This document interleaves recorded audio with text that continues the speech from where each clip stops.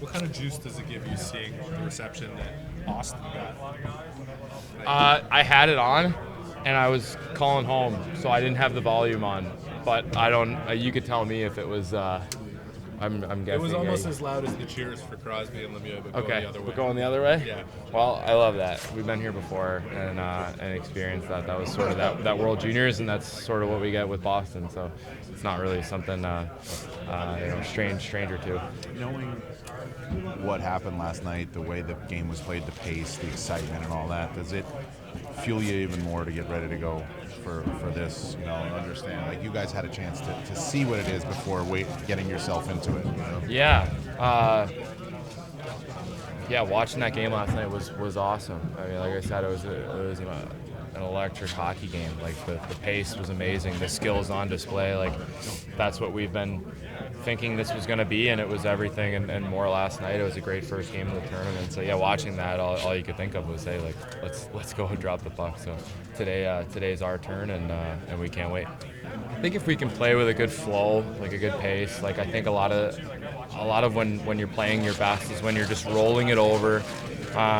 You're able to get out of your zone quickly. You're able to establish forecheck and play O-zone. I think that is really how any team would describe being at their game, like they're dictating the terms of the game. So that's our objective.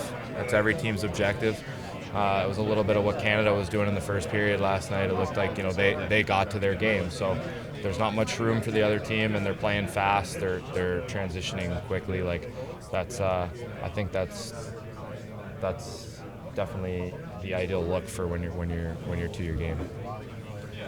Charlie, did you find yourself watching the game last night analytically? Like, what is Sweden doing to slow Canada? What is Canada doing that's working? Knowing that you're going to play those two teams, does your brain just naturally go there? I mean, in a way, like you're half being like, well, as a hockey player, as a hockey fan, this is a great display of the game, and then the other half is, yeah, let's take a look at what's going on here and how maybe how teams want to play, and we definitely did that, and I know our staff will have a better idea for sure, leading us later on into the tournament, but really all that matters right now is today.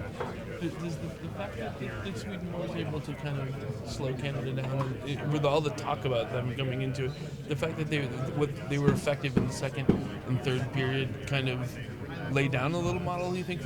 You'll see it, I'm sure, when the video guys break it down, but does it feel like that as good as that some of those Canadian forwards are, that there's a specific way to Yeah, we'll watch that from a strategic standpoint, down the line as we get ready for either of those teams. But, really today is just about Finland and us preparing for this game tonight.